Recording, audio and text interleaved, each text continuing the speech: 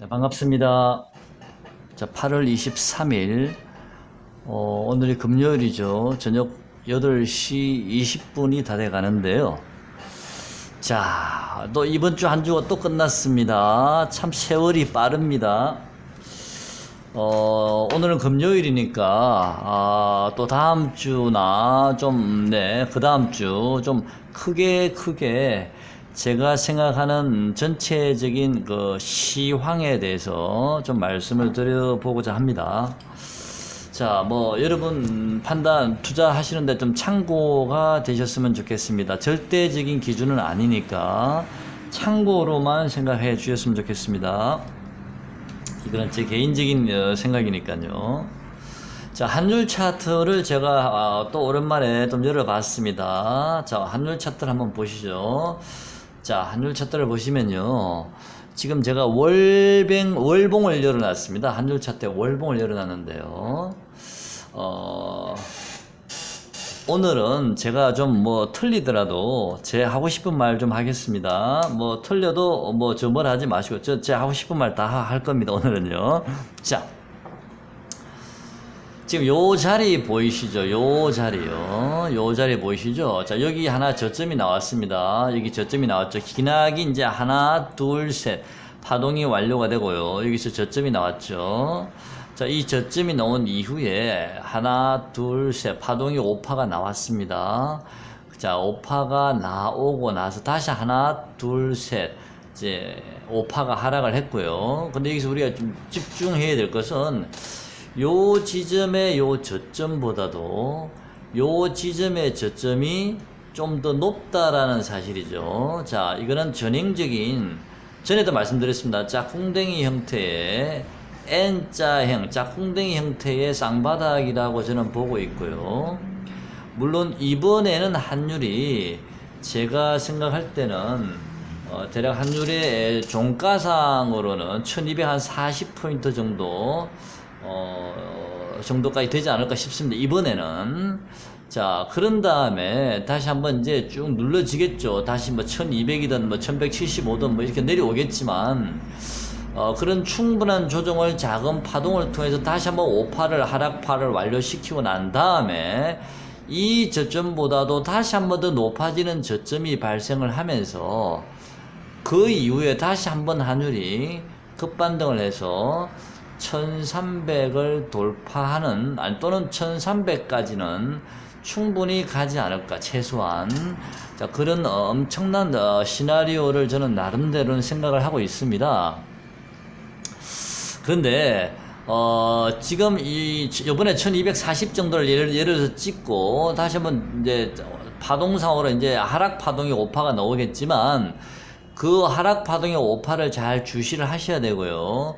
지금 이건 월봉이기 때문에 1년 뒤가 나올지, 아니면 6개월 뒤가 나올지, 아니면 2년 뒤가 나올지는 아직 정확하게 제가 알 수가 없습니다. 그때 가서 월봉상 하락 파동이 만약에 완료가 되면, 그리고 그 완료되는 시점이 이 저점보다도 만약에 높아져 있다면, 그때는 제가 여러분께 말씀을 드리도록 하겠습니다. 가지고 있는 주식 전량 매도하라고, 지금은 고점입니다라고 말씀을 드리겠습니다. 아직은 아닙니다. 아직은 요번에는 1240 정도나 1235포인트 정도까지 상승하고 나면 이번 상승은 마무리가 될 듯 합니다. 그걸 반대로 뒤집어서 생각하면, 이제 코스피도 지난 저점 1891포인트를 어쩌면 깰 수도 있습니다. 1891포인트. 왜냐하면 환율이 지난 고점을 뚫고 올라간다면 코스피는 1891포인트를 깰 수도 있습니다. 자, 그렇지만 이번에 만약에 1891포인트를 깨는 하락이 나온다면, 그때는 이제는 정말 더 이상 바닥을 논할 필요가 없는 그런 이제 마지막 하락 구간이 될 가능성이 높다라고 저는 생각을 하고 있습니다. 만약에 이번에 개별주를 매도를 하신 분들은 코스피가 다시 한번 지난 저점을 1891포인트를 깨는 그런 하락이 나온다면 이제 다시 올 수 없는 기회라고 생각을 하시고, 그때는 좀 저점 매수를 충분히 하셔도 될 듯 합니다. 일단은 제가 환율의 높이를 한번 요번 당장 지금 급한 거는 이 환율의 높이인데요. 지금 현재 월봉상 여기가 하나의 파동이 나왔고요. 1파. 그 다음에 여기가 하나의 파동이 나오고, 그 다음에 또 조정이 들었고, 지금 마지막 5파 상승이 이미 진행이 되고 있습니다. 이미 3파 고점을 넘어섰으니까.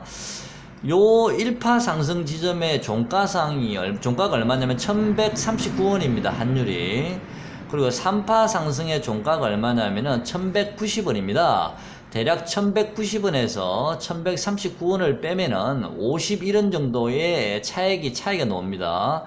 그러면 3파 상승의 종가 1190에다가 51을 더하면 대략 1241포인트가 나옵니다. 파동의 높이가 똑같다, 균일하다라는 전제 조건 하에 제가 말씀을 드린 거고요.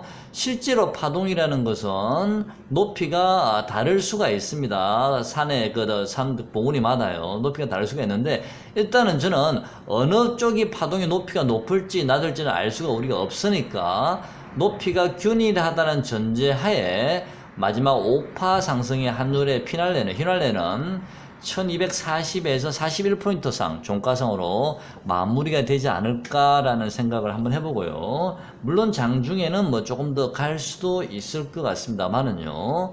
그리고 또 하나는 여기 저점에서 요 고점까지 연결, 또 요 저점에서 요 고점까지 연결, 또 요 저점에서 요 고점까지 연결하는 그 가격을 계산을 해보면 환율의 종가상의 가격은요 1235포인트가 종가상 고점이 나오고, 장중에는 아마 1280 정도 그 정도가 고점이 놓을 가능성이 1240 정도가 고점이 놓을 가능성이 많은데요. 38 정도가. 어쨌든 지난 고점 1223포인트는 좀 돌파할 가능성이 좀 높지 않나. 요 길이의 파동의 크게 한 1파 상승의 길이를 봤다든지, 또는 3파 상승 저점부터 고점까지 길이를 봤다든지, 아니면 1파 상승의 고점과 3파 상승의 고점을 연결해 봐도 환율은 1235포인트를 최저점으로 해서 1245 정도까지, 1235에서 1245까지는 환율이 상승을 할 수 있는 여력이 있다라고 생각이 듭니다. 일단 주봉을 한번 보면요. 자, 주봉으로 보면 여기서 하나의 파동이 지금 시작됐죠. 좀 가까이 대보겠습니다. 자, 여기서 1파 상승, 2파 조정, 3파 상승, 지금 4파 조정이 들어왔고, 이제 마지막 5파 상승이 한번 나와야 끝나지 않을까라는 생각도 들고요. 무슨 이해가시죠? 그리고 여기에 있는 요 파동의 높이와 여기 있는 요 파동의 높이를 계산했을 때 여기서도 대략 1240 전후 정도는 어느 정도는 가야 되지 않을까. 환율의 고점이 이번 상승 파동의 고점은요. 그렇다면 지난번에 코스피가 1223포인트가 고점이었으니까 만약에 1240까지 만약에 환율이 올라간다면 한 17 정도 만약에 더 올라가지 않습니까? 그럼 17 정도 더 올라간다면 코스피는 지난 1891포인트를 살짝 깨는 그 18포인트, 환율이 18은 오른 만큼 하락을 하겠죠. 대략 제가 생각할 때는 뭐 1840포인트? 1835포인트? 뭐 그 정도까지는 환율이 오른다면 하락이 나오지 않을까. 경우에 따라서는 1800까지도 밀릴 가능성도 좀 있어 보입니다. 만약에 이번에 코스피가 이번 저점을 깬다면요, 1891포인트를 깬다면요. 그 다음에 두 번째 안은요, 이 코스피가 환율이 생각보다는 많이 높이 올라가지 않고, 이번에는 환율이 그냥 대략 뭐 환율이 이 정도에서 1225포인트를 고점을 해서 1230포인트를 고점을 해서 그냥 마무리가 되고, 이번 상승 파동이 마무리가 된다면 코스피는 1891포인트를 깨지 않고 대략 1915에서 1918 정도, 그 정도를 저점을 잡고, 지난 저점을 깨지 않는 상태에서요, 하락이 마무리가 되면서 쌍바닥 형태, 짝꿍댕이 형태의 쌍바닥을 만들면서 이제 제대로 당분간은 꾸준히 우상향하는 그런 시나리오도 있습니다. 그래서 제가 어제 영상을 올릴 때 지금 코스피는 만약에 하락을 한다 해도 1917포인트를 중심으로 해서 요 자리가 굉장히 중요한 자리라고 말씀을 드렸고요. 1917포인트를 만약에 깨지 않고 지지가 된다면 코스피는 쌍바닥, 코스닥이나 코스피는 쌍바닥 형태를 만들면서 지난번 상승, 지난번 상승 얼마까지 갔죠? 1970까지 왔으니까 쌍바닥 형태를 만들면서 이번에는 상승이 2000포인트를 좀 돌파할 수 있지 않나, 그런 생각을 한번 해봅니다. 지난번에 제가 2000포인트를 저도 목표가로 잡아봤었는데 2000포인트나 2030포인트, 2050포인트까지도 상승의 여력이 좀 있지 않나, 자, 그런 생각이 듭니다. 하지만 우리나라 시장이 저는 추세적으로 지난 고점 2600포인트를 저는 돌파하는 그런 꾸준한 우상향 상승은 저는 나오기는 힘들다고 보고 있습니다. 우리나라 경제 상황이나 여러 가지 상황이 지금 그렇게 넣을 수 있는 상황은 아닌 것 같고요. 일단 그런 쌍바닥 형태를 만들면서 1915나 1917이 지지가 되면서 쌍바닥을 만들면서 최소한 2000포인트 아니면 2030이나 2040까지는 좀 올라갈 수 있지 않나, 그 정도까지를 저는 일단 단기 목표가로 보고 있습니다. 자, 그렇게 보고 있고요. 그때 가서 다시 한번 또 눌러지고 난 다음에 이제 저점을 깨지 않고 이제 계단식으로 만약에 간다면 그때는 우상향이 연출이 되겠지만 어디까지 그때는 올라갈지는 제가 잘 모르겠습니다. 고점은. 하지만 좀 시간은 많이 걸릴 듯 하고요. 일단 지금 우리가 당장 급한 것은 이 코스피가 1915에서 1917포인트를 지지할 수 있느냐, 거기를 지지를 못한다면 코스피는 환율이 1240까지 올라가는가 동시에 코스피는 1800 한 3, 40포인트나 심하면 1800까지도 밀릴 수가 있습니다. 1915나 1927이 만약 깨진다면요. 그래서 여러분은 그 자리를 지지하는지를 확인하고 매수하셔도 늦지 않습니다. 미리 선침해 한다고 또 들어가지 마시고 미리 확인하시고 나서 돌아서는 걸 보고 나서 안전하게 매매하시는 게 유리할 듯 합니다. 그래서 지금 어쨌든 오늘은 물론 뭐 코스피가 생각보다는 많이 빠지진 않았습니다만은 저는 코스피는 머지않아 좀 급락이 나올 수도 있다라고 보고 있습니다. 문제는 그 급락의 기준이 1915에서 1917까지 빠지는 급락이 나올지, 아니면 지난 저점 1891을 깨는 1830, 40이나 1800까지도 밀릴 수 있는 그런 급락이 나오는지는 조만간에 저는 한번 그런 하락의 뭔가 신호는 분명히 나올 거라고 보고 있습니다. 자, 오늘은 생각보다는 덜 빠졌지만 혹시 개별주를 가지고 계신 분들은 아마도 제가 보기에는 모르겠습니다. 다음 주 수요일 이후에는 어떻게 될지 모르겠지만 일단 다음 주 월요일 화요일 날은 일부 개별 종목들은 또 마무리 시세를 좀 연출하지 않을까. 일부 종목들은요, 오파를 완료를 하지 못한 종목들은 또 오파를 완성시키고 끝낼 수도 있으니까요. 자, 그런 다음에 시장은 다시 한번 제법 큰 하락이 나올 수도 있습니다. 그리고 자신이 없으신 분들은 현금을 쥐고 그냥 기다리고 계시면 지난번처럼 급락이 나왔을 때 또다시 싸게 잡고 짧은 시간 내에 또 많은 수익을 낼 수가 있습니다. 그거는 현금을 가지신 분만이 누릴 수 있는 특권이라고 보고 있는데요. 지금 주식 코스피 지수는 지금 상태에서 올라도 크게 오를 수가 없습니다. 일단 현금을 최대한 확보하시는 게 맞는 것 같습니다. 자, 제가 코스피 지수를 한번 해놨는데요. 어제 제가 설명을 드렸죠. 일단 오파는 완료가 됐습니다. 제가 말씀드렸죠. 오파는 완료가 됐고요. 이제 하락 구간이 시작이 되는데 일단 1파 하락이 나왔고 오늘 2파 상승이 들어왔습니다.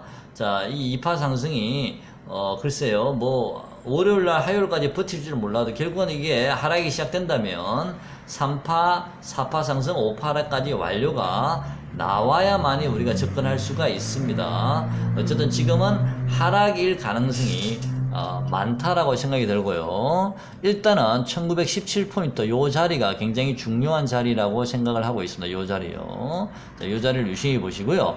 추세선상으로는 아니지만 저는 추세선보다는 1917포인트가 굉장히 저는 중요하다라고 보고 있습니다. 1917포인트요. 요 자리를 깨는지 안 깨는지를 한번 확인해 보시도록 하고요. 그 다음에 보조지표도 코스피가 지금 보조지표가 입을 좀 벌리고 있기 때문에 낮은 자리가 아니고 제법 높은 자리이기 때문에 지금은 코스피 개별주를 사는 것은 큰 실익은 없어 보입니다. 현금을 최대한 보유하시는 게 낫지 않을까 싶고요. 자, 그러면 반대편에 있는 일본 규제 관련주들이 오늘 좀 시세를 좀 뽑아줘야 되는데 생각보다는 좀 힘이 없었습니다. 왜 힘이 없었는지를 제가 말씀을 드린다면요.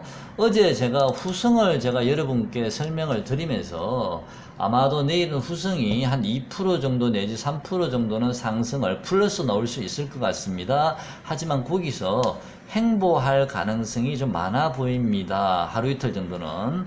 그런 다음에 우상향을, 상승을 탐색하지 않을까라고 제가 말씀을 드린 적이 있습니다. 어제 영상에서.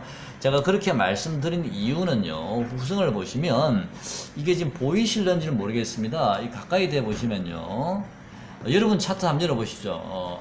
후승 차트요. 보시면, 이 11선이 후승이 지금 꺾였습니다. 꺾이는데 이 꺾이는 각도가 제법 가파른 상태에서 꺾여 있거든요. 지금은 이 캔들에 묻혀 있어서 잘 안 보이는데 오늘 후승이 시초가가 바로 이 11선에 걸쳐서 시초가를 시작하면서 음봉이 나온 겁니다. 후승이. 그래서 지금 이 11선이 하나, 둘, 셋, 넷, 다섯. 캔들이 지금 현재 4개 내지 5개 정도가 11선 밑에서 지금 이제 버티고 있거든요. 그러면 11선의 기준이 평균이 5일선이지 않습니까? 그러면 제가 볼 때는 월요일, 화요일 시간이 지나면 지날수록 이 11선의 이 각도는 옆으로 들어누울 가능성이 좀 많아 보이거든요. 그때 이 주가를 끌어올리게 되면 무난히 11선을 돌파를 해서 지금 또 두 번째가 기준선이 지금 꺾여 내려오고 있습니다. 각도가 이것도 만만치 않은 각도인데요.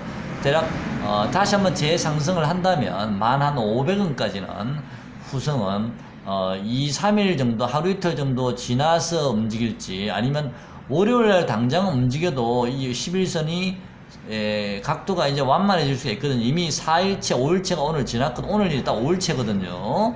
그래서 6일째, 월요일날 6일째가 되는데, 월요일날 끌어올리게 되면, 또는 화요일날 끌어올리게 되면, 이 11선은 눕게 되어 있습니다. 그러면서 따라 올라오게 되어 있는데요. 그 다음에 목표가는 15,500원을 잡으시면 될 듯 합니다. 후승이 만약에 11선을 뚫고 돌파를 한다면, 다음 목표가는 15,500원 정도로 보시면 될 듯 합니다. 그러면 빠지진 않겠느냐? 제가 빠지는 것은 제가 왜 후승을 좀 자세히 보냐면요. 이 후승의 움직임을 보면 다른 일본 규제 관련주 뭐 동진 세미컴이든 솔브레이든 뭐 갱인양행이든 뭐 그런 기본적인 일본 규제 관련주들 흐름을 맥을 같이 할 가능성이 많기 때문에 제가 후승을 예를 들어서 차트를 좀 자세히 보고 있습니다. 자, 후승의 파동을 보면요. 하락 파동이 하나, 둘, 셋. 자, 여기서 하나, 둘, 셋. 근데 이 세 번째 하락이 요 종가가 얼마죠? 9,460원. 요 종가가 얼마죠? 9,360원. 자, 일단 오파가 완료가 됐습니다.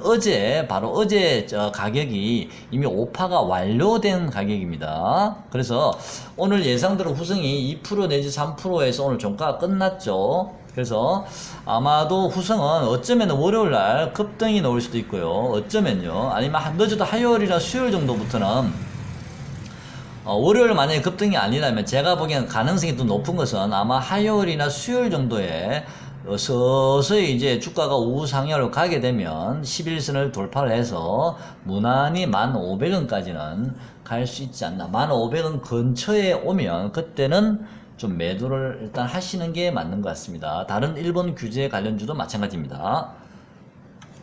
자, 지금은 일본 규제 관련주가 차트 모양 자체가요, 급등할 수 있는 차트 모양은 아닙니다. 왜냐면, 그동안 일본 규제 관련주들이 지속적으로 최근에 하락을 좀 해왔지 않습니까? 그렇게 하락을 하다 보니까, 지금 여기 보시다시피, 하락을 하고, 여기서 또 하락을 하고, 하락을 하다 보니까, 이평선들이 저항선이 위에 많이 있습니다. 물론 뭐 지지선 이평선도 있지만, 저항되는 이평선도 위에 있는 데다가, 최근에 하락을 하다 보니까 이 11선이나 이런 기준선이나 21선이 꺾여서 각도를 가지고 내려오고 있거든요. 그래서 저 각도를 좀 이게 순환을 시키고 들어눕게 만들려 그러면 계단식으로 상승할 수밖에 없습니다. 그럴 가능성이 좀 높아 보입니다. 차트의 모양성은요. 자, 그래서 일본 규제 관련주는 저는 좀 더 길게 가져가셔도 저는 큰 문제는 없다라고 봅니다. 핵심주들은요. 후성이나 동진이나 아니면 뭐 솔브레인이나 이런 경인양행까지 이런 핵심주들은 좀 더 길게 가져가셔도 될 만한데 문제는 좀 중기적으로 보셔야 될 수도 있습니다. 꾸준히 주가는 계단식으로 갈 수밖에 없기 때문에 지난번 저는 급등이 나오고 그러지는 않을 가능성이 많습니다. 물론 오늘 모남이나 일지테크처럼 이렇게 가볍게 20%씩 뭐 넘어가는 종목도 있었습니다만은 여러분이 알고 있는 그런 핵심 종목들, 후성이나 이런 종목들은 그렇게 깃털처럼 가볍게 움직이지는 않을 듯 합니다. 자, 그래서 제 생각에는 아마 월요일 날은요, 후성이나 또는 뭐 경인양행이도 마찬가지고 이런 월요일 날은 이런 종목들이 조금 장초에는 조금 밀릴 수가 있을 것 같습니다. 오늘 종가가 경인양행도 8,220원에 끝났는데 대략 뭐 8,150원 정도까지도 좀 밀릴 수는 있겠지만 그 자리는 깨지는 않을 듯 하고요. 다시 올라올 듯 합니다. 대신 올라오더라도 좀 시간들이 좀 걸릴 듯 합니다. 이 경인양행도 보시면 지금 여기 11선에 여기도 꺾여서 내려오고 있거든요. 물론 5일선 아직 돌파도 못했고요. 그래서 올라오는데 여기 한번 보시면 지금 여기 한번 보십시오. 요 자리에는 이제 이평선이 밀집이 되어 있습니다. 아마도 후승이 1,500원 정도까지 그 근처까지 상승을 한다면 경인양행도 아마 한 8,800원 정도가 단기 매도해야 될 자리라고 같이 보고 있습니다. 근데 그 후승과 거의 비슷한 시각에 아마 움직일 가능성이 많고요. 그 다음에 당장은 5일선을 뚫어야 되거든요. 경인양행도. 그래서 경인양행도 이런 계단식으로 밟아 올라갈 수밖에 없고요. 만에 하나 경인양행이나 후성이 저는 경인양행이 8,150원 정도가 장중에 좀 8,150원이나 80원 정도를 저점을 잡고 다시 한번 돌아설 거라 보고 있습니다. 급등은 안 하더라도. 하지만 만약에 제 예상과 다르게 조금 더 하락을 할 수도 있습니다. 조금 더. 그때는 여러분 이 웬떡인가고 여러분께서는 저점 매수를 해 나가시면 됩니다. 오히려 여러분께서는 매도보다는 그때는 빠질 때마다 저점 매수가 더 유리하다라고 저는 생각을 하고 있거든요. 그래서 당분간은 좀 시간이 걸리더라도 참고 기다리면 결국엔 돌아선다. 자, 그 일본 규제 관련주는 그렇게 정리하면 될 것 같고요. 그 다음에 일반 개별주들은 아까 제가 말씀드린 대로 일단 최하 1917포인트 정도까지는 하락을 저는 열어둬야 된다고 보고요. 운이 나쁘면 1917포인트를 깨고 지난 저점을 깨고서 1800이나 1830, 40까지도 밀릴 수도 있습니다. 일반 개별주들은.